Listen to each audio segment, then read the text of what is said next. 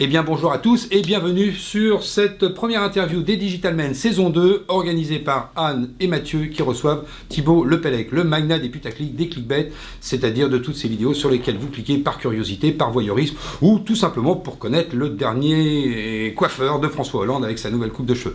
Ça vous le savez, vous les voyez sur tous les sites, ça vous crée du trafic. Alors accrochez-vous, il y a beaucoup de buzzwords, beaucoup de mots techniques qui n'ont jamais été traduits en français. Alors vous relirez peut-être cette vidéo 3-4 fois. Mais en tout cas, c'est super instructif. Moi, je sors du studio. Avec eux, j'ai pas tout compris.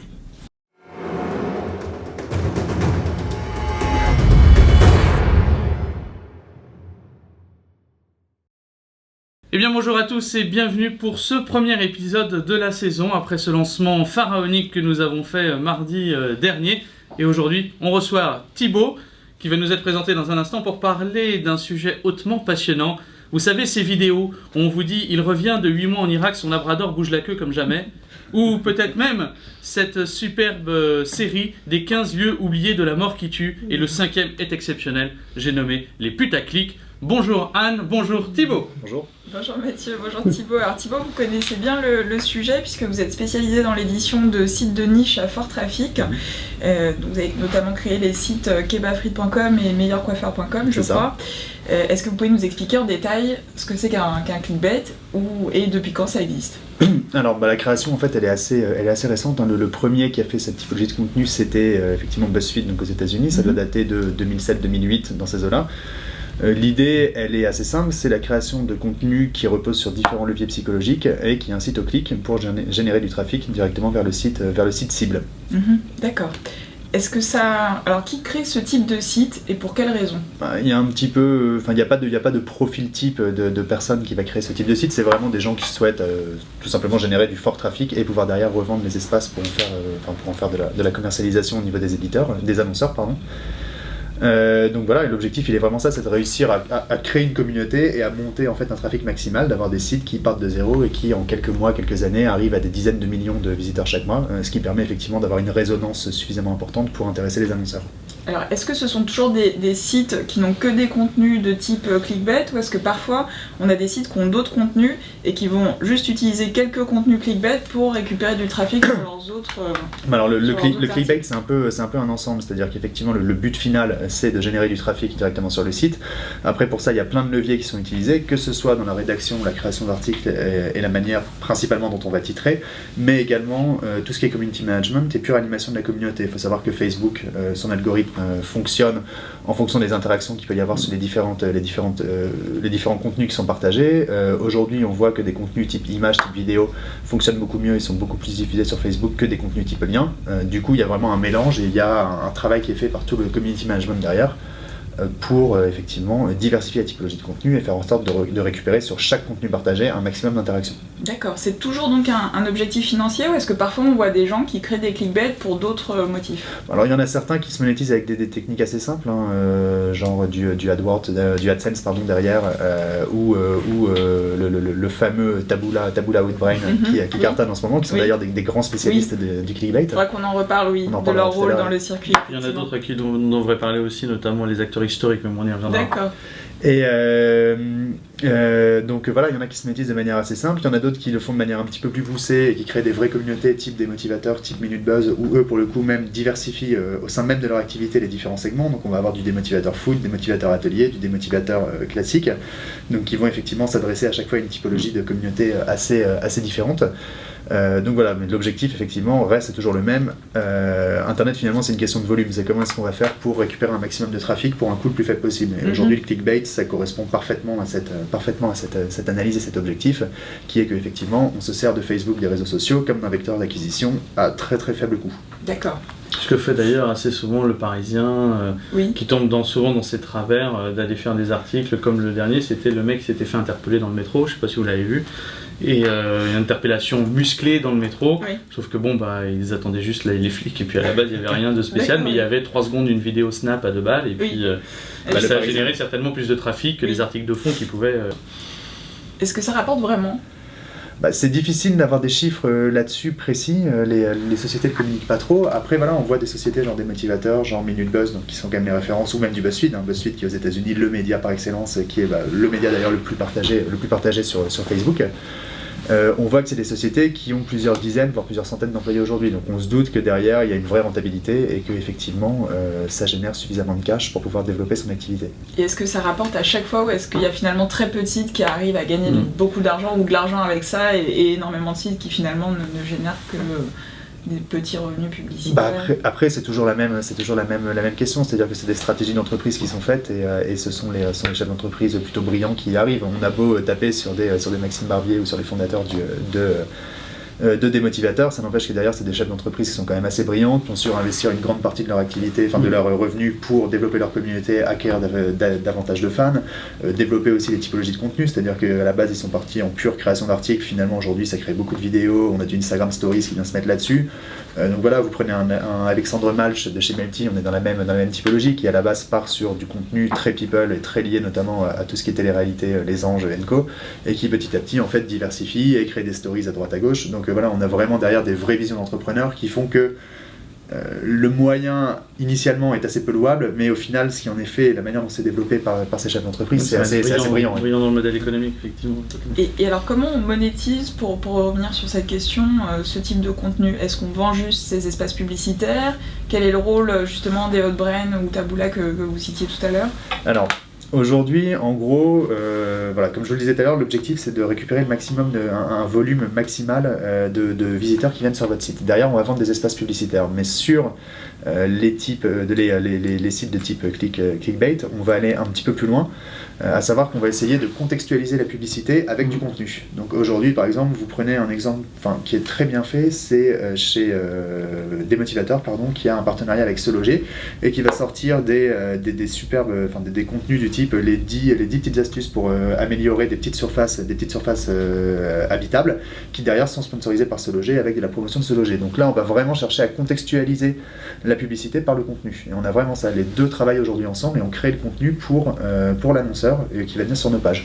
Finalement, c'est juste une transposition du public communiqué qu'on connaît depuis des années dans la presse écrite, version web. D'accord.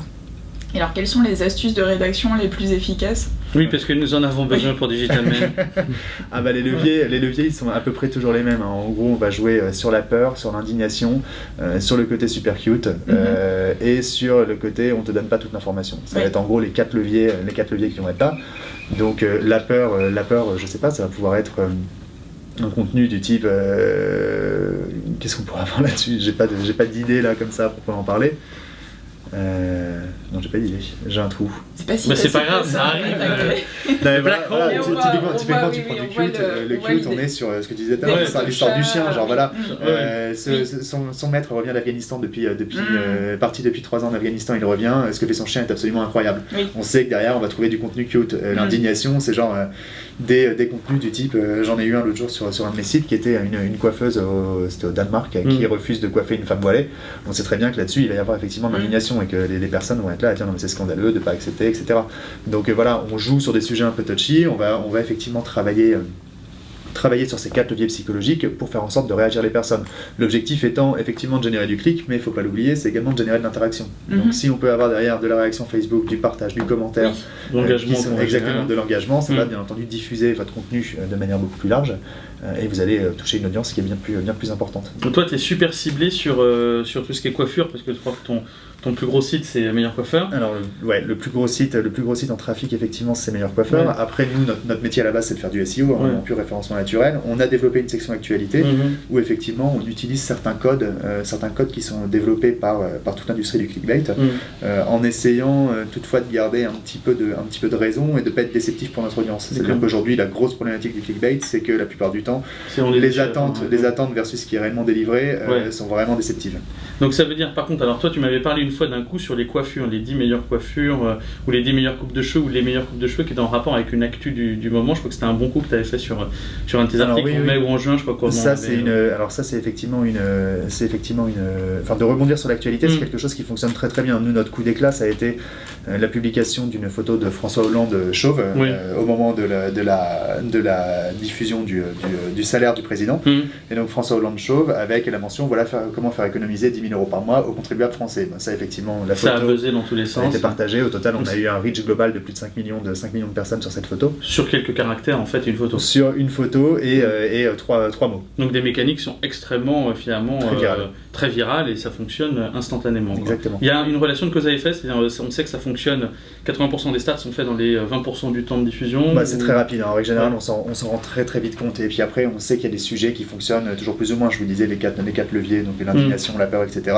On sait qu'il y en a un qui cartonne, c'est d'aller taper sur le gouvernement. Ça, c'est le grand classique.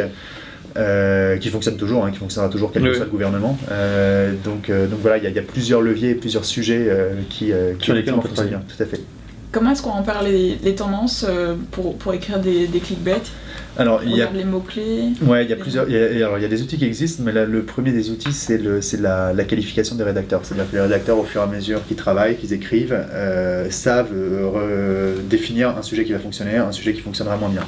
Après, il y a différents outils qui existent, qui sont principalement basés sur du flux RSS. Le meilleur d'entre eux, ça reste BuzzSumo, qui doit être aujourd'hui, je pense, utilisé par à peu près tous les sites de clickbait, qui va en fait se plugger sur l'API Facebook et qui va aller chercher tous les contenus qui fonctionnent le mieux. Donc, il va vous remonter sur une interface unique, ce contenu-là qui a été partagé X millions de fois aux États-Unis, il va vous remonter l'information. Et ce qu'on remarque aujourd'hui, c'est que sur la plupart des sites de type clickbait français, c'est finalement une simple traduction du contenu qui est fait au niveau des États-Unis. D'accord. Et très très très régulièrement, vous verrez sur un des motivateurs, un Minute Buzz ou un Melty, Topito, des contenus qui sont en américain. Donc des vidéos qui sont en américain parce qu'on ne peut pas les traduire, mais effectivement avec un contenu englobant français. Donc de plus en plus, on sait qu'il y a une hégémonie de BuzzSumo là-dessus et que ça fonctionne très très bien. Et alors le format, c'est plutôt vidéo, photo, qu'est-ce qui marche le mieux? Des tout petits textes, des listes Le format, il colle aux attentes des utilisateurs. C'est-à-dire que les utilisateurs aujourd'hui, de plus en plus, se détachent de la lecture pour consommer un contenu facile. Donc il va être effectivement de la photo ou de la vidéo. Des feignasses, quoi. C'est pas trop ça. Non, mais c'est vrai qu'effectivement, on lit de moins en moins et tout le monde lit de moins en moins. On voit la presse écrite qui tombe en flèche, qui descend en flèche. Je ne suis pas d'accord. Voilà, donc on sait qu'effectivement il y a une attente de simplification de la part des utilisateurs, donc on a effectivement tous les contenus type vidéo et photo qui fonctionnent de mieux en mieux. Phénomène qui est exacerbé par Facebook, puisque Facebook a décidé de bloquer le reach des liens, essentiellement des putaclics, je pense qu'on y reviendra tout à l'heure, mais des contenus type putaclic, pour favoriser effectivement toute la consommation de contenu en interne. Donc c'est-à-dire qu'aujourd'hui vous regardez les dernières innovations qu'il y a eu chez Facebook, on a une Send Articles qui fait qu'on sort plus de la plateforme Facebook où on reste, et que l'éditeur vient simplement fournir son contenu, fournir un flux de contenu. On regarde également le reach artificiel qui est effectué sur les vidéos sur Facebook, où aujourd'hui Facebook qui cherche à concurrencier YouTube sur le marché de la vidéo pour aller grappiller le marché publicitaire, te pousse artificiellement les vidéos et fait qu'effectivement on consomme du contenu à l'intérieur de la plateforme, encore plus sur les vidéos puisqu'on a un autoplay qui est déroulé directement dans le newsfeed. Donc on a vraiment cette évolution sur le marché du clickbait qui fait que de plus en plus on va devoir créer du contenu pour Facebook, à l'intérieur de Facebook pour pouvoir le diffuser, et de moins en moins on va avoir de liens sortants. C'est là justement une des grosses évolutions des business models clickbait. Ouais, alors est-ce que les clickbait ne posent pas certains problèmes? Il y a toujours des problèmes. Le principal grief auquel ils sont confrontés, c'est on les moque pour la qualité de leur contenu. À chaque fois, c'est effectivement, on en revient à ce qu'on disait tout à l'heure, un contenu qui va être un petit peu déceptif, où on va pas avoir l'information qu'on cherche. L'exemple du Parisien était très bien avec les mecs qui attendent dans le métro là. Donc voilà, effectivement, il y a cette problématique de qualité de contenu qui fait qu'aujourd'hui, ce sont des médias qui ne sont pas considérés comme des médias à proprement parler, qui n'ont pas la légitimité, qui ne peuvent pas se réclamer de la légitimité d'un média. En plus du bashing. En plus, il y a du bashing anti-putaclic qui généralement vous disent vous perdez 3 heures par jour à regarder ce genre de conneries. Exactement. Alors moi après la vision que j'en ai, elle est assez proche des youtubeurs, c'est-à-dire qu'aujourd'hui on a un ancien système, une ancienne économie qui se permet de juger une nouvelle économie là-dessus, exactement comme les youtubeurs. On a la télé qui va aller juger les youtubeurs en disant c'est des petits jeunes dans leur coin, qui va les bâcher, leur demander à chaque fois les questions d'argent, de machin, etc. Sauf que ce que les gens n'ont pas compris de cette ancienne économie, c'est qu'il y a une réelle évolution de fond, et que je suis désolé, mais aujourd'hui on a beau publier du contenu qui ne soit pas forcément forcément de très grande qualité. Quand on arrive comme des motivateurs en 2015 à faire du 13 millions de visiteurs par mois, on parle d'un phénomène de société, on parle pas d'un petit phénomène éphémère dans un coin. Donc moi j'ai tendance à dire qu'effectivement c'est vraiment une évolution profonde de la manière dont fonctionne la communauté et dont fonctionne la consommation d'informations, qu'aujourd'hui il y a certaines personnes qui vivent un peu dans l'ancien monde, qui regardent ça de loin en le prenant de haut, mais que ceux qui ont raison c'est effectivement tous ces mecs-là qui sont dedans. Alors en soi écrire des articles un peu légers, c'est pas réellement problématique. Par contre, dans certains cas, il y a de fausses informations qui sont publiées sur ce type d'article. Alors ça, effectivement, au début, il y a eu quelques petits ratés. Loupé rédactionnel, engageant juste les sociétés. On a un exemple de société qui a fait un très bon contre-pied là-dessus, c'est Combini, qui effectivement au début était parti sur une stratégie pure clickbait et qui a vraiment développé toute une ligne éditoriale beaucoup plus poussée avec un vrai travail de fond journalistique, tout en gardant effectivement, tout en utilisant ces leviers, exactement les mécaniques qu'ils ont appris dans le passé. Aujourd'hui, ça en fait un média d'excellence. Ce média est très très bien. Il s'adresse à une audience jeune, ce qui, on va le rappeler, est l'audience privilégiée de tous les annonceurs sur le web. Il fonctionne très bien aujourd'hui avec le revirement qu'ils ont fait, en fait, vraiment fonctionne très très bien. J'invite beaucoup de monde à les regarder parce que c'est vraiment très cool. Mais là, on regarde quand même des sites qui ont pignon sur rue. Mais alors, tous les petits sites clickbait qui sont bien moins connus, est-ce que eux, il n'y a pas énormément de fausses informations diffusées dessus ? Il y a beaucoup de sites. Parce que moi, j'en vois, je vois certaines infos, je doute qu'elles soient vraies, même si j'ai pas forcément pris le temps de les vérifier. Non, il y a beaucoup de sites poubelles, effectivement. Il y a beaucoup, effectivement, moi je vous parle des gros sites et des grosses plateformes qui aujourd'hui sont celles qui sont intéressantes d'un point de vue modèle économique. Il y a effectivement énormément de désinformation à côté, et il y a beaucoup de petits sites qui vont générer du trafic, qui vont se monétiser avec des techniques assez simples, donc, comme je disais tout à l'heure, du AdSense ou du Outbrain, et qui effectivement vont diffuser de la mauvaise information, de l'information de très mauvaise qualité. Après, moi j'ai toujours tendance à penser que l'internaute est loin d'être débile et qui sait faire ses choix, donc qui sait se rendre compte. Tu me disais toi-même tout à l'heure que effectivement tu vois le contenu, tu te doutes que ça n'est pas effectivement de l'information qui est pourtant tu vas dessus. Ça m'arrive. Voilà, donc. Mais surtout les articles avec les chats, tout ça. Ah oui, non mais les chats, les lolcats, alors ça c'est quand même un enfer absolu. Je sais pas qui a créé ce... Bref, c'est un peu comme le créateur de Pokémon. Mais je voyais par exemple en Macédoine, il y a des articles là-dessus, je crois que c'était dans The Guardian. En Macédoine, il y a un village qui s'est spécialisé dans la création de sites pro-Trump, parce que Trump fait du clic. Et donc ils ont créé plein de sites pro-Trump, et je pense que ce ne sont pas forcément de vrais militants, mais ils savent que ça marche très bien, donc ils écrivent plein de contenus pro-Trump. On est dans des revues d'opportunités. Et souvent des contenus qui sont en plus complètement faux. Donc là, mais après, ça pose quand même...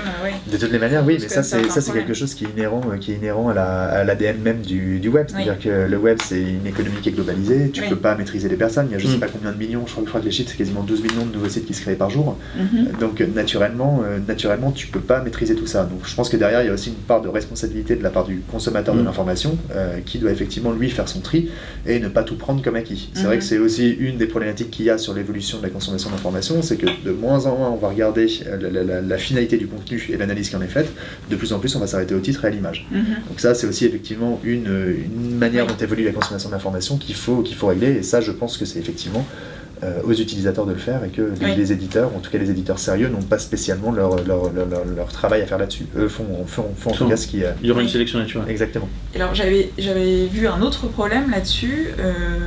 Certains sites, visiblement, tu parlais des leviers utilisés tout à l'heure pour faire du clic, et notamment l'indignation, je crois, créer des contenus un peu polémiques. Et en fait, je lisais qu'il y en a qui vont parfois créer des contenus polémiques, mais pas parce qu'ils ont réellement cette opinion-là, mais juste parce qu'ils savent que ça va marcher, que les gens vont s'indigner, qui vont donc cliquer dessus pour éventuellement prendre le temps de laisser un commentaire et de dire mais ce que vous dites est complètement faux, c'est très sexiste, c'est raciste, c'est homophobe, etc. Et en fait, pour rien finalement, parce que c'est uniquement fait pour... dans certains cas, c'est peut-être fait avec une vraie opinion derrière, mais dans certains cas, c'est uniquement fait pour faire du... Générer de l'engagement. En fait, on fait quand même perdre énormément de temps. Là, on n'est pas sur un contenu où on se dit, les gens vont sur un contenu léger, mais à la limite, pourquoi pas, des fois, on a besoin aussi de faire une petite pause dans la journée. Non, c'est pas la productivité. Mais là, on est sur autre chose. On est sur une situation où on va créer une fausse polémique uniquement pour faire du clic et faire perdre beaucoup beaucoup de temps à des gens qui vont parfois prendre le temps de donner des arguments intéressants en pensant lutter contre quelque chose de problématique. Là tu soulèves la dérive du système et la dérive Facebook plus que l'éditeur, c'est-à-dire qu'aujourd'hui, comme on en parlait, ton contenu va être plus largement diffusé à partir du moment où tu auras des interactions dessus sur Facebook, donc naturellement il y a une chasse à l'engagement de la part de tous les éditeurs. Il y a vraiment on va chercher à faire le maximum de contenu engageant. Comment est-ce qu'on arrive à créer le plus d'engagement? C'est en divisant les communautés, en ayant deux communautés qui s'affrontent, qui vont se répondre, qui vont machin. On va avoir du contenu, on va avoir du contenu qui est créé, on va avoir des commentaires qui vont être faits, des partages, des partages indignés, des partages s'il a complètement raison. Et effectivement, tout ça va favoriser la diffusion du contenu. Donc là, c'est effectivement un problème. Il y a une part de responsabilité de la part des éditeurs de ne pas faire n'importe quoi là-dessus, mais il ne faut pas oublier derrière que le responsable du problème, c'est Facebook et son algorithme de diffusion des contenus. Si Facebook faisait comme il faisait au début, de diffuser 100% des contenus au niveau qui sont créés et partagés sur sa plateforme, on n'en serait pas à des niveaux comme ça, effectivement, de confrontation et de division des communautés. Donc je suis assez d'accord avec ce que tu dis, et ça fait partie des dérives, effectivement, Il y aura peut-être une autre vidéo à faire sur ce thème-là, parce que là, on pourrait effectivement y passer encore beaucoup de temps, et sur ce nouvel algorithme et ses impacts sur l'économie, sur l'algorithme, en général, de ceux qui sont basés sur Facebook. Est-ce qu'il y a déjà eu des procès, des sites qui ont été attaqués pour avoir publié des fausses informations, pour avoir diffamé des gens?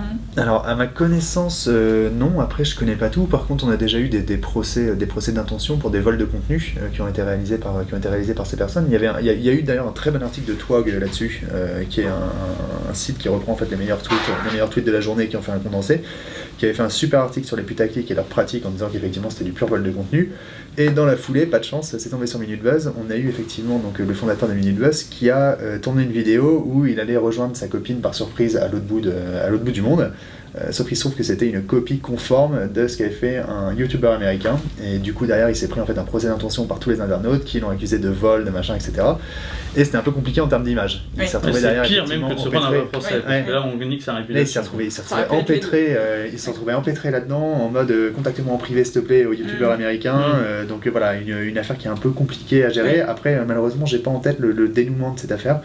Je doute que ça n'a pas dû être pas très favorable pour Minute Buzz. De toute façon, on pourra faire une vidéo sur le plagiat. Oui, sur le plagiat, le contenu, parce que c'est trop facile contre contrôle-V, on en reparlera aussi. Deux choses à raconter là-dessus. Et alors, vu tout ce qu'on vient de voir là, quel est selon toi l'avenir des clickbait? Est-ce que ça va continuer à se développer? Est-ce que ça risque de lasser le public et de dégringoler? Alors il y a deux risques effectivement. La première, c'est effectivement de lasser le public. On a de plus en plus de personnes qui reprochent cette typologie de contenu et qui sont là à dire que c'est uniquement destiné à générer du clic et qu'il n'y a pas de vraie information derrière. Donc ça, c'est effectivement un vrai problème où on en parle depuis tout à l'heure. De plus en plus, ces rédactions sont en train de prendre un nouveau tournant et d'essayer de répondre à cette accusation.